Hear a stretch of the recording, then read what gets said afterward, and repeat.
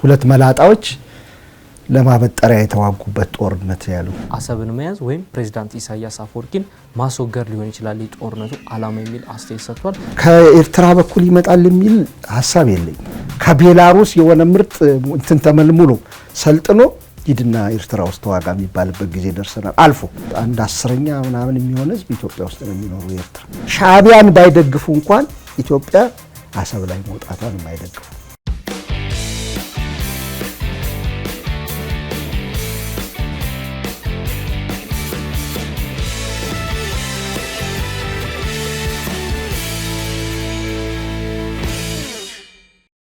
ክብሩቶች ሰላምታችን በያላችሁበት የዓለም ዳርቻ ይድረሳችሁ። የተወደዳችሁ የአንድ አፍታ ቤተሰቦች ከአንድ አፍታ ወደ እናንተ የሚደርሰው እነዚሁም ደግሞ ከአማር መኮንን ጋር በመሆን የምናዘጋጀው የአንድ አፍታ ትንታኔ ዝግጅታችን ተጀምሯል። እንደተለመደው ወቅታዊ ጉዳይ ላይ እናተኩራለን። የዛሬው አጀንዳችን የሚሆነው ደግሞ የኢትዮ ኤርትራን ውጥረት ማየልና ከዚያ ጋር ተያይዞ እየተከሰቱ ያሉ አዳዲስ ሁነቶችን እንመለከታለን። በተለይም በኤርትራ በኩል አዳዲስ ሰራዊቶች ሰልጥነው መመረቃቸውን የሚገልጹ መረጃዎች ከአስመራ በኩል ተሰምቷል። እንደዚሁም ደግሞ የኤርትራ መንግስት ጸረ ድሮን መትከሉንም የሚገልጹ መረጃዎች እንደዚሁ ተሰምቷል። ከዚህ በተጨማሪም ጦርነቱ ምናልባት በሁለቱ ሀገራት መካከል ቢቀሰቀስ የጦርነቱ ዓላማ ምን ሊሆን ይችላል በሚለው ጉዳይ ላይ ዙሪያ የቀድሞ የኢትዮጵያ አየር ኃይል አዛዥ ሜጀር ጀነራል አበበ ተክለሃይማኖት እየሰጡት አንድ አስተያየት አለ። አሰብን መያዝ ወይም ፕሬዝዳንት ኢሳያስ አፈወርቂን ማስወገድ ሊሆን ይችላል የጦርነቱ ዓላማ የሚል አስተያየት ሰጥቷል። በእነዚህ ጉዳዮች ላይ ሀሳባችንን እናጋራለን። አብራችሁን ቆዩ። አሚጎ እንደነ እንኳን ደህና ቆየኝ። አዳዲስ ሁነቶች እየተከሰቱ ነውና እዚያ ላይ እንቆያለን። በተለይ ከዚህ ከኢትዮ ኤርትራ ውጥረት ጋር በተያያዘ አዳዲስ ሁነቶች አሉ። እኔ እናንተ ከአንድ ሳምንት ምናምን ከዛም በላይ ከሆነ ጊዜ በፊት እንዳወራነው ከዚያ በኋላ አዳዲስ ውጥረቶች ሁነቶች እየተከሰቱ ይገኛሉ። በኤርትራ እንግዲህ ከታት መታወጁ የሚታወስ ነው። ወታደራዊ ግዳጅም እንደተለመደው ታውጇል። ከሰሞኑ ደግሞ በሳዋ ወታደራዊ ማዕከል የሰለጠኑ የኤርትራ ወታደሮች ሲመረቁ የሚያሳይ መረጃ ከኤርትራ በኩል ተሰምቷል። በዚህ የምረቃ ስነ ስርዓት ላይ አንድ የኤርትራ ጀነራል ለቀጣይ ተልዕኮ ዝግጁ እንድትሆኑ የሚል ትዕዛዝ ማስተላለፋቸውንም የኤርትራ መገናኛ ብዙሃን ሲዘግቡ ነበር። ከዚህ በተጨማሪም የኤርትራው መንግስት ጸረ ድሮን ለመጀመሪያ ጊዜ ተክሏል የሚሉ መረጃዎች እየተሰራጩ ነው የሚገኙት። ከዚህ ጋር ተያይዞ ታዲያ የአገር ውስጥ አሰላልፎችን ጉዳይ እየተነሱ ነው። የፋኖ አመራሩ አቶ አስረስ ማረ ዳምጤ ከሰሞኑ በሰጠው ቃል የቀይ ባህር ጦርነት በቀይ ባህር ላይ ብልጽግና ነው ያለው። እሱ የኢትዮጵያ መንግስት ያሰበው ነገር እኛን የሚመለከት አይደለም፣ የኛ ዓላማ አይደለም፣ የኛ ውጊያ አይደለም፣ እዚያ ላይ ልንሳተፍ አንችልም የሚል ነገር አነጋጋሪ ሀሳብ አንስቷል። የቀድሞ የኢትዮጵያ አየር ኃይል አዛዥ ሜጀር ጀነራል አበበ ተክለሃይማኖት ደግሞ ለሪፖርተር ላይ በወጣ አንድ ቃላቸው ላይ ምንድነው ያሉት? ጦርነቱ ከተቀሰቀሰ ምናልባትም በሁለት ዓላማዎች ኖሩት ይችላሉ ይላሉ። እንደሳቸው ገለጻ አንደኛው አሰብን መያዝ፣ ሁለተኛ ደግሞ የፕሬዝዳንት ኢሳያስ አፈወርቂን አገዛዝ ማስወገድ ሊሆን ይችላል የሚሉ ሁለት እንትኖችን አንስቷል። ከዚያ በኋላ የተለያዩ ሊኖሩ የሚችሉ የኃይል አስተላልፎችን ከመካከለኛው ምስራቅ ሀገሮች ጋር አያይዘው ለማሳየት ሞክሯል። እንግዲህ እነዚህ ያሉ እውነታዎች ናቸው። ከሰሞኑ እየተከሰቱ ያሉ አዳዲስ ሁነቶች ናቸው። ሜጀር ጀነራል አበበ ተክለሃይማኖት ከሰጡት ሀሳብ እንነሳ። ምናልባት ጦርነቱ ሊቀሰቀስ ከቻለ ሁለት ዓላማ ይኖረዋል ብለዋልና ከዚያ ጋር ተያይዞ እስቲ አንተን ሀሳብ አጋራኝ። ያው ብዙ ምልክቶች እየታዩ ነው። በእሳቸው ብቻ ሳይሆን የውጭ ተንታኞችም ዲፕሎማቶችም ትግራይን የጎበኙ በቅርብ ጊዜ ዲፕሎማቶችም የኤርትራን ጉዳይ የሚከታተሉ አንዳንድ ጋዜጠኞችም በትዊተር ላይ ቻለው ውጥረቱ አይሎ ወደ ጦር መማዘዝ ይሄዳል የሚለውን ብዙ ሰው አምኖበታል። አሁን መቼ በምን ሁኔታ የሚለው ላይ ነው ልዩነት ያለው። አንዳንዱ ሰው ቶሎ ይፈነዳል የሚላል፣ አንዳንዱ የትግራይ ጉዳይ የሌሎቹ ክልሎች ጉዳይ እልባት ማግኘት አለበት የሚል አስተያየት አይቻለሁ። አንዳንዴ መንግስት ከአይኤምኤፍ ከወርልድ ባንክ የሚጠብቃቸው ብድሮች አሉ የሚለቀቁ፣ እነሱን ቢያንስ መጠበቅ አለበት ይጠብቃል ብለን እናምናለን የሚል አይቻለሁ። አንዳንዶቹ ክረምት ላይ ያስቸግራል፣ ስለዚህ ክረምቱ አልፎ በጋው ላይ ነው መጠበቅ ያለብን የሚሉ አይቻለሁ። የተለያዩ አስተያየቶች ይሰጣሉ። ግን ጦርነቱ አይቀሬ ነው የሚል የሚሰነዘር አስተያየት አለ። አሁን ጦርነቱ አይቀሬነት ምናምን በኢቨንት መሆን ይሆናል አይሆንም ደረጃ ነው። በምኞት ደረጃ ካልከኝ እኔ ጦርነቱን እንደማልደግፍ ተናግሬያለሁ ከዚህ በፊት ማለት ነው። በጦርነት የሚመጣ ምንም ነገር አፍሪካ ኢትዮጵያ ውስጥም አፍሪካ ቀንድ ውስጥም ከአዙሪት ውጪ ምንም ያመጣልን ነገር የለምና ከተቻለ በእንትን ቢያልቅ የመጀመሪያ ምርጫዬ ነው። ሁሉ ጊዜ በሰላም በድርድር ሰጥቶ መቀበል መንግስትም እንደሚለው ሰጥቶ መቀበል መርህ ቢያልቅ ጥሩ ነው። ትሬንድ ግን አይተህ ነገሬን ካልከኝ እስካሁን ያሉ ሂደቶች የምስራቅ አፍሪካም ነው የአፍሪካ ቀንድ በአብዛኛው ፖለቲካ እንዴት ይመስላል እንደዚህ ካልከኝ ለግጭት በጣም ቅርብ ነው። ይሄ የኮንፍሊክት ምናምን የሚያጠኑ ሰዎች በደንብ ሊሄዱበት ይችላሉ። ግን በጣም በማይረባ ጉዳይ ሁሉ ጦርነት ለመማዘዝ በጣም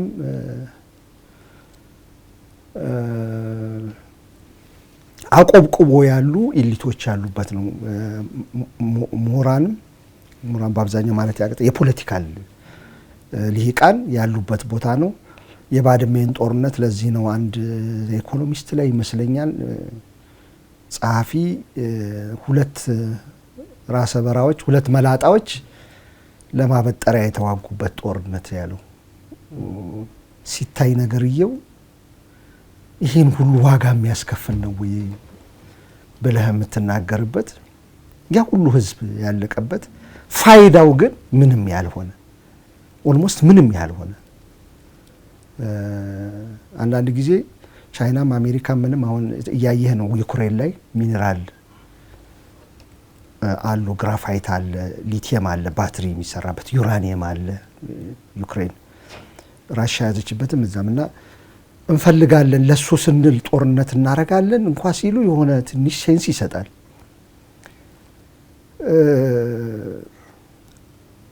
ቱ ሆርስ ታውን ይሏታል ቦታዋን በፈረስ ጋልበህ የምትጨርሳት ከተማ እንደ ማለት ነው። ትንሽ ነች ማለት ነው። ቦታዋ ትንሽ ነች። ይህ ነው የሚባል ቦታ እንትን ጠቀሜታ የለውም ለጦርነት ካልሆነ። ምናልባት ጦርነት ብዙ ቦታ ታውጇል። እዛ ጋር ጦርነት መክፈት ከፈለክ ጦርነት ለመክፈት ተብሎ ደግሞ የሚደረግ ጦርነት የለም።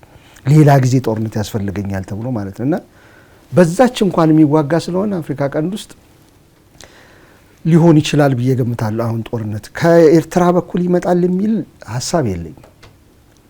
ይፈልጉታል የሚል ሐሳብ የለኝም። ይፈልጉታል የምለው ጠባጫሪነት ፖሊሲያቸው መሆኑን አጥቼ ሳይሆን የሻዕቢያ አንዳንድ ጊዜ እዚህ የምናገረውን አስተያየት ሲሰጡበት ያለውና መለየት ያስፈልጋል። ህወሓትን መናገር ማለት የትግራይ ህዝብን አይደለም። ኦህዴድን መናገር ማለት የኦሮሞ ህዝብን አይደለም። በነገራችን ላይ በዲሞክራሲ የተመረጡ ሀገራት ራሱ ኢሊቶችን መናገር ማለት ህዝቡን መናገር አይደለም። በዲሞክራሲ የተመረጠ እንኳን ያልተመረጠ እኔ ነኝ ወክያለሁ ብሎ ቁጭ ያለ ቀርቶ በዲሞክራሲ የተመረጡት ሀገሮች ራሱ ኢሊቶች ሲያጠፉ ራሱ የመረጣቸው ህዝብ ይወቀሳልና አገናኝተው ያወራሉ። ሻዕቢያን ነው የምለው። ሻዕቢያ ብዙ ቦታ ጠብ ሲያጭር ኖሯል እና ጠብ አሁን አይጀምርም የምልበት ምክንያት ቢሆን የሚመርጠው ምንድነው ብዬ ሳስበው ነው። ቢሆን ለሱ የሚመርጠው በአሁን ሰዓት ሳይነካ ትግራይ አካባቢ ጦርነቱ አይዘር ኢትዮጵያ ውስጥ ቢቀርለት ኢትዮጵያ፣ ኦሮሚያ፣ አማራ ክልል አልበለዚያ ትግራይ ውስጥ እንደ ደጀን ሆና ትግራይ አጠራጣሪ ነው ግን ቢቀርለት ይመርጣል ብዬ ስለማስብ የመጀመሪያ ምርጫው ካለበለዚያ ሊጀምር ይችላል ብዬ ስለማስብ ከዚህ በኩል ግን ከኢትዮጵያ መንግስት በኩል በተለይ የኢትዮጵያ መንግስት ደጋፊ ነን የሚሉ እንትኖች በጣም ድቤ እየመቱ ነው። ልክ እንደ ትግራዩ ጊዜ ጦርነት መንግስት በሰጥቶ መቀበል ነው ብሎ በቀደም አውጥቷል። ግን እነዚህ ሰዎች ታዲያ ከየት ነው መረጃ የሚያገኙት? አሰብን መያዝ አለብን በዚህ ልክ ዘና ብለህ ወክ አርገህ እንደምትይዘው ቦታ እንደዛ ድቤ ሲመቱ ያለው የጦርነት ከ2 ዓመት በፊት ከነበረው አለመማር እና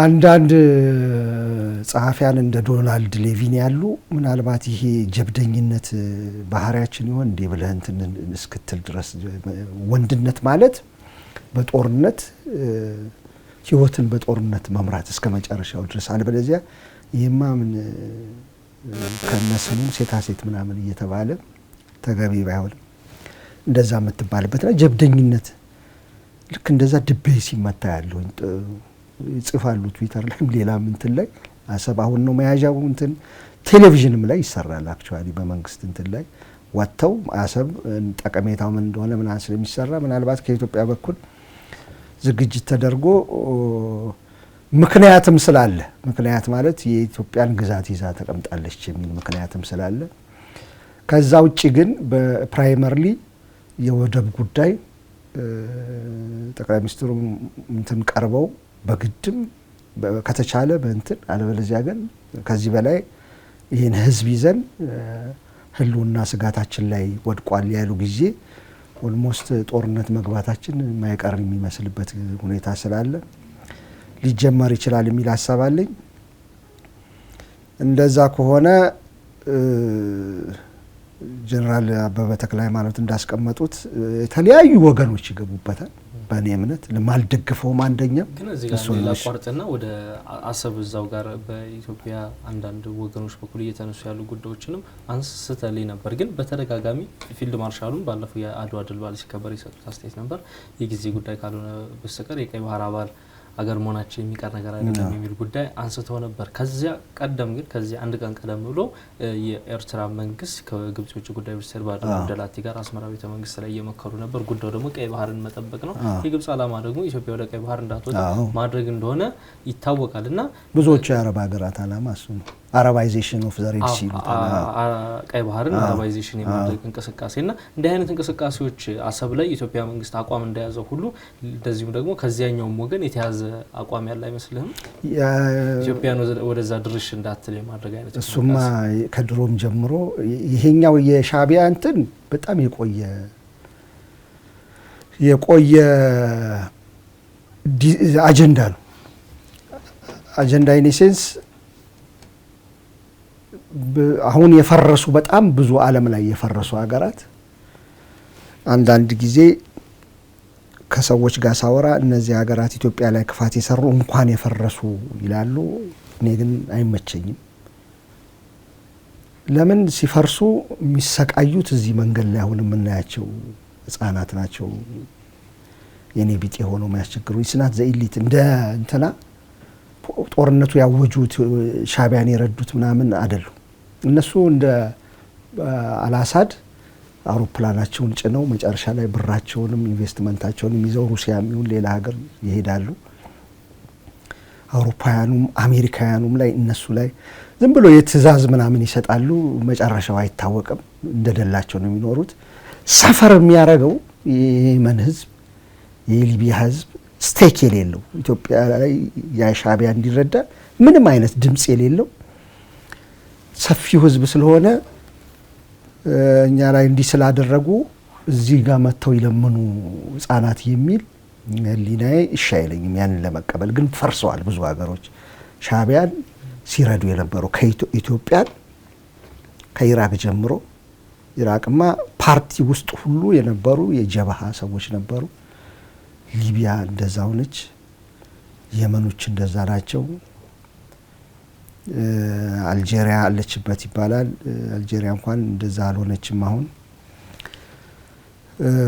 የፈረሱት ሀገር ሶማሊያ እንደዛ ነች። ሶማሊያ አስጠላይ ነው። እዛ ይጠለሉ ነበረ፣ ፓስፖርት ይሰጣቸው ነበር፣ ሚላቸው ነበረ።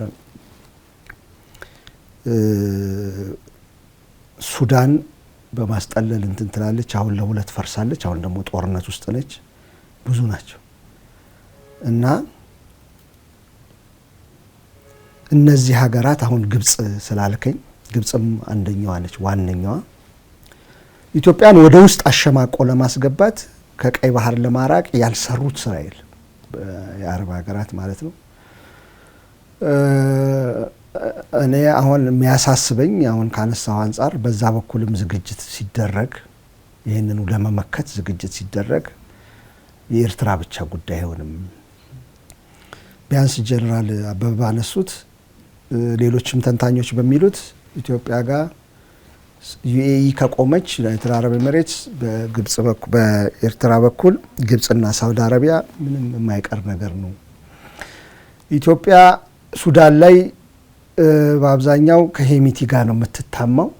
የሆነ ጊዜ ትንሽ እንትን ብላ ነበር፣ ግን የሄሚቲ ደጋፊ ነች ተብሎ ነው። ይሄ አልቡርሃንን ምን ያደርገዋል ኢትዮጵያና እንትን ቢጣሉ የሚለው ያሳስበኛል። ሶማሊያ አሁን ኖርማላይዜሽኑ ኖርማል እያደሱ ግንኙነታቸውን እያሻሻሉ መምጣታቸው ምናልባት ያን ለማቀዝቀዝ ቢያንስ በምስራቅ በኩል ሌላ ችግር እንዳይነሳ ይመስለኛል መንግስት ሀሳቡ በአንድ በኩል ብቻ እንዲሆን እንትኑ እና አንደኛ ጦርነቱን ለምንድን ነው አሰብን ስለማትፈልግ ነው እንዴ የሚል ሰው ካለ የሁለት ሀገራት ጦርነት አይደለም ይሄ። የዓለምን ሁኔታ ለሚከታተል ሰው በጣም ግልጽ ነው። ይሄ ጂኦፖለቲካውን አካባቢውን ለሚከታተል ሰው ግልጽ ነው። ያ ነገር ከሁለተኛ ዓለም ጦርነት በኋላ ፕሮክሲ ዋር የሚሏቸው ከፕሮክሲ አልፎ በነገራችን ላይ አሁን አገራት አንዱን ደግፈው የሚዋጉበት አልፎ አገራት አሁን ቅጥረኛ የሚያሰማሩበት ነው። ከሆነ ከቤላሩስ የሆነ ምርጥ እንትን ተመልምሎ ሰልጥኖ ሂድና ኤርትራ ውስጥ ተዋጋ የሚባልበት ጊዜ ደርሰናል። አልፎ ከአገራት መረዳዳት አልፎ ቅጥረኛ አለ አይደል? ምንም የማይመለከተው ሀገር ግን ሶልጀር ያቀርባል። አንድ ዋግነር ነው። ብዙ ናቸው ብታይ እና እሱ ሁሉ ነገር ስላለ ኢዚ አይደለም። ከዛ በታች ገና የመጀመሪያው ነገር ሁለቱ ህዝቦች ተለያይተዋል ብዬ አላስብም እስካሁን ድረስ። የኤርትራና የኢትዮጵያ ህዝብ ፖለቲካሊ ራሳቸውን የሚወስኑት ከኢትዮጵያ ኢንዲፔንደንት ናቸው። ከፖለቲካ ውጭ ባለው ነገር በሙሉ ግን ኢቭን ጂኦግራፊ ይሄ የድንበር ጉዳይ ስናወራ ኢቭን የኢኮኖሚ ጉዳይ ስናወራ አየን እኮ በቅርቡ ስንት ሰው ፈልሶ እንደመጣ። ከዛ በአንድ ዳታ እንዳየሁት 1/10 ምናምን የሚሆን ህዝብ ኢትዮጵያ ውስጥ ነው የሚኖሩ ኤርትራ፣ በአብዛኛው አዲስ አበባ። እንትን ብሎ ተበጥሶ የተበጠሰ ጉዳይ አይደለም። ያ ሰፊ ታሪክ አለው። እዛ ውስጥ መግባት አልፈልግም። ቀላል መስሏቸው ኤሊቶቹ የሰሩት ስራ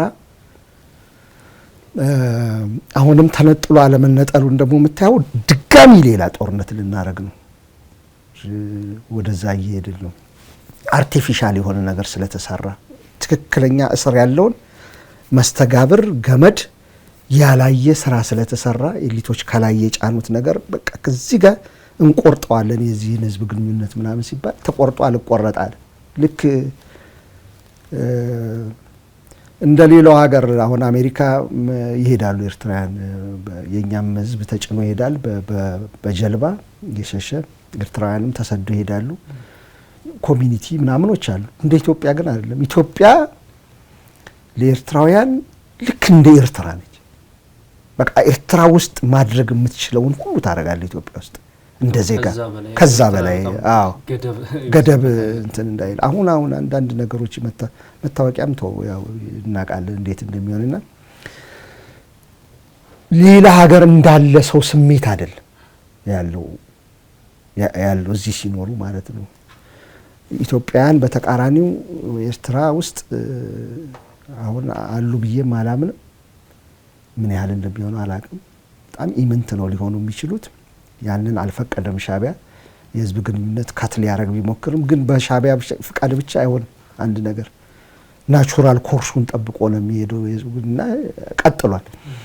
እና አንደኛ ከሱ አንፃር ይሄንን ደም እየተቃቡ ህዝብን ለመበጠስ የሚባለውን ነገር ይሄ አሁን መቆም አለበት ብዬ ስለማስብ ምን ተለጠለ ባድመ ከዛ በፊት 30 ምናምን አመት ኢትዮጵያ ውስጥ ታይቶ በማይታወቅ ደረጃ ዘሎንገስ ጎሪላ ፋይቲንግ የሚባለው የኤርትራ ነው።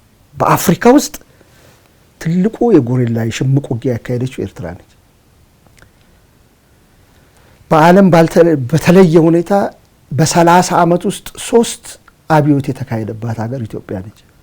አናርፍም። ይሄ አረፍ ብሎ ትንፋሽ የመውሰድ ነገር የለም። ከዛ ጦርነቱ ያብቅቶ ትንሽዬ 5 ምናምን ዓመት እንኳን ሳይቆይ መልሶ ፈነዳ የባድመ ጦርነት።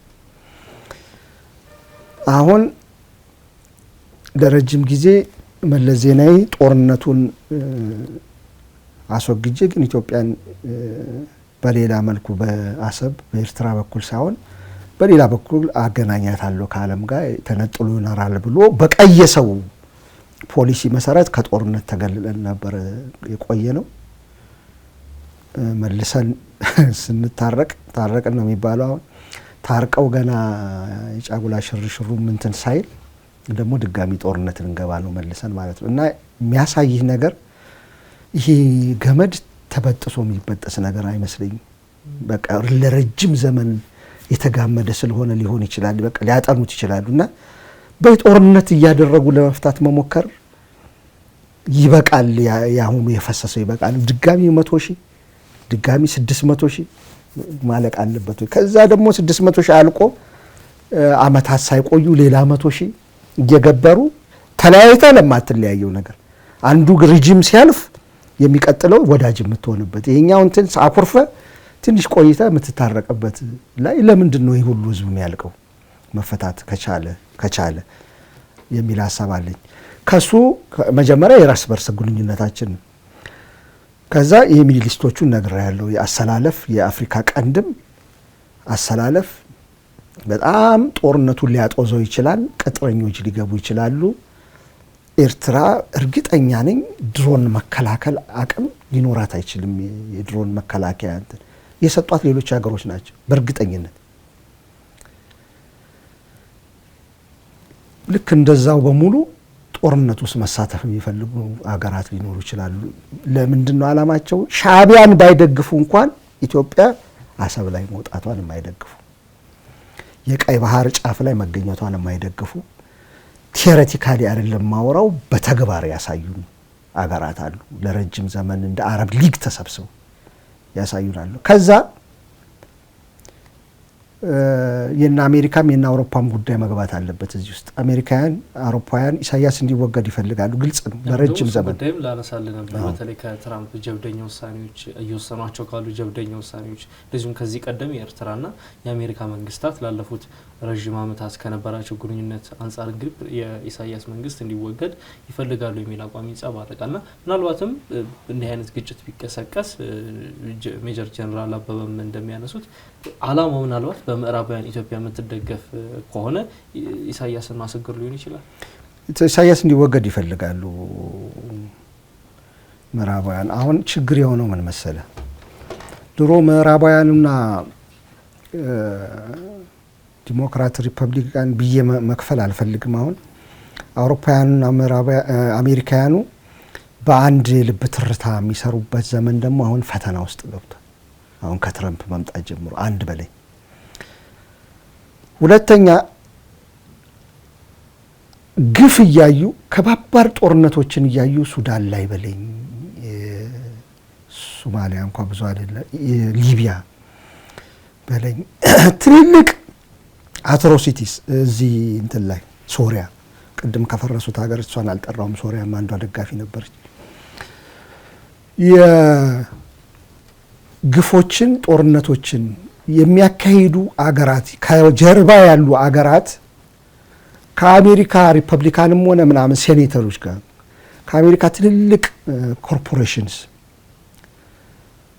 ድንበር ተሻጋሪ ኮርፖሬሽንስ እና ሚሊተሪ ኢንዱስትሪ ኮምፕሌክስ የሚሏቸው አሉ። ትልልቅ የሚሊተሪ እንትን የሚያቀርቡ ከነሱ ጋር ባለው ጥምረት የተነሳ ዩኤኢ ካላት ጥምረት የተነሳ ለምሳሌ የመን ላይ ከፍተኛ ግፍ ሲፈጸም ዩኤኢን ሳውዲ አረቢያን ደግፈው ቆሞ ነበር። ትልቅ አላይም ወደዛ ዞሬ አላይም ብሎ በትራምፕ ጊዜ አይኑን ጨፍኖ እነ ባይደን ሲመጡ ነው ነገርየው ትንሽ ቁጣ ምናምን ያሳያቸው።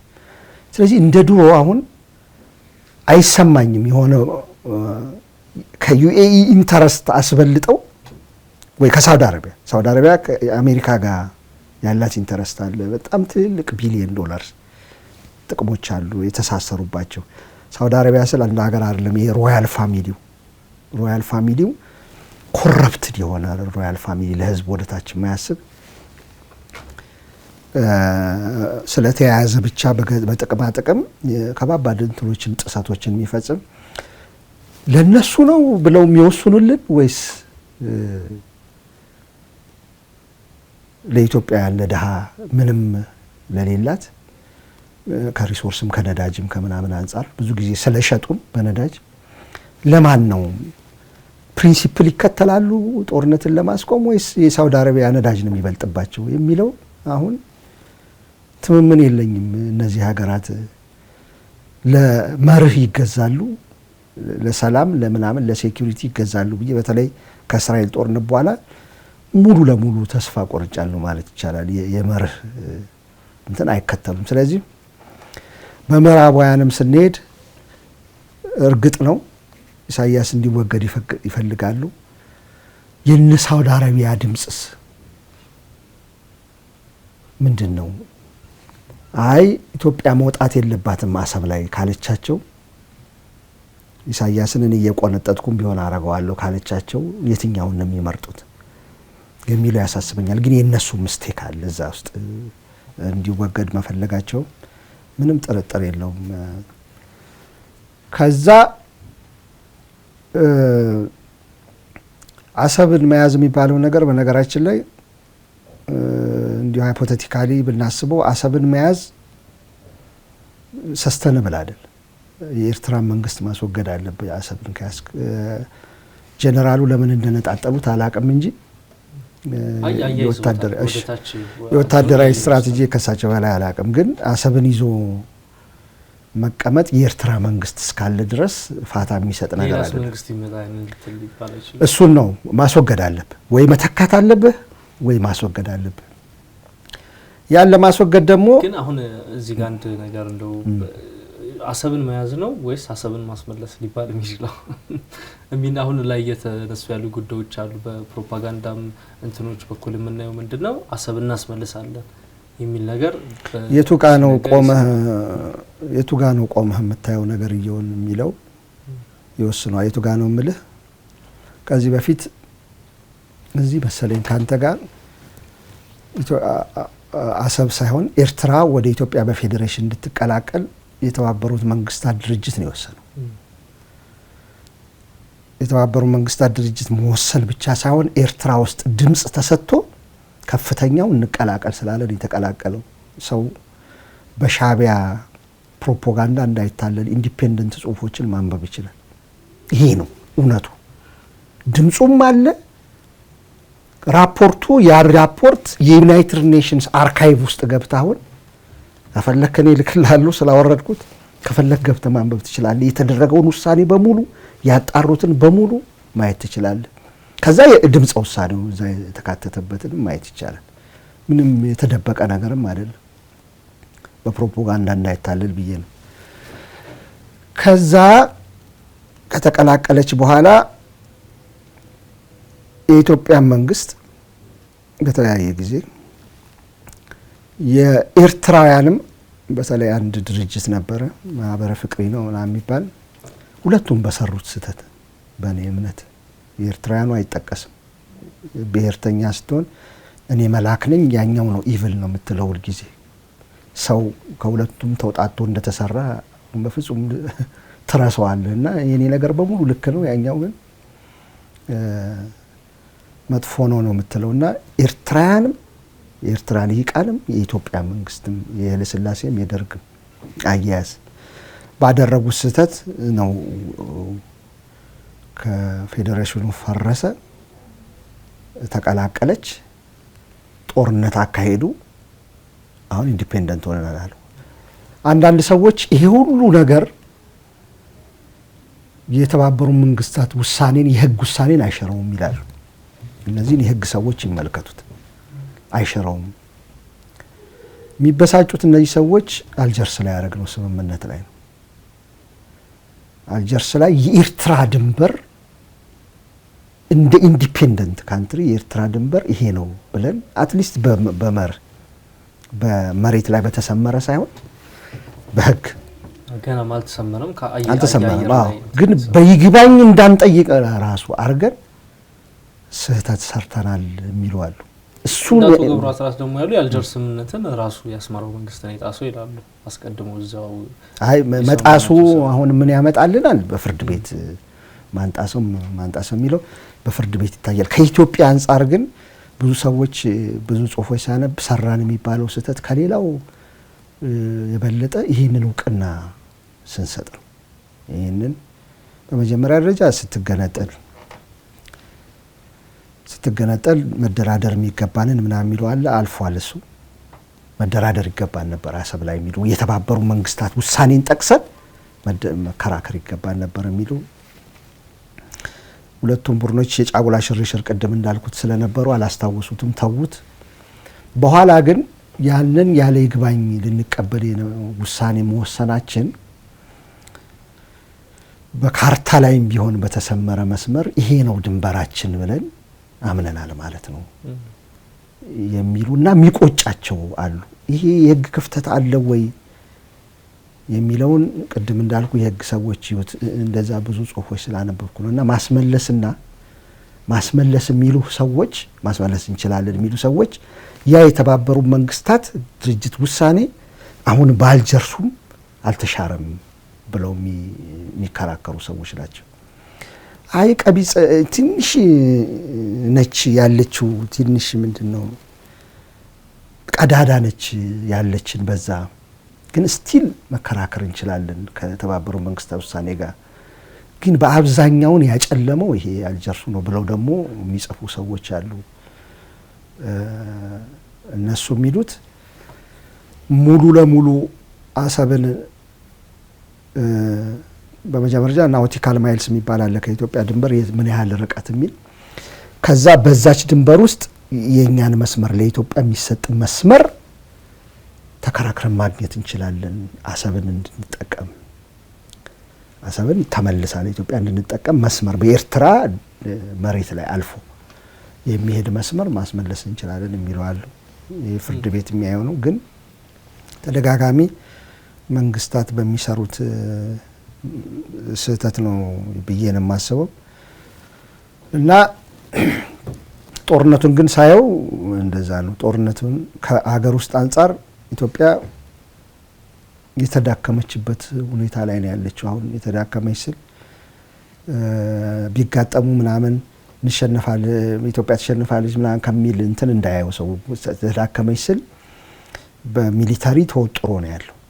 ሚሊታሪ መከላከያ በተለያየ ግንባር ተወጥሮ ነው ያለው። ኢኮኖሚካሊ ሰው ከባድ ሁኔታ ውስጥ ነው ያለው።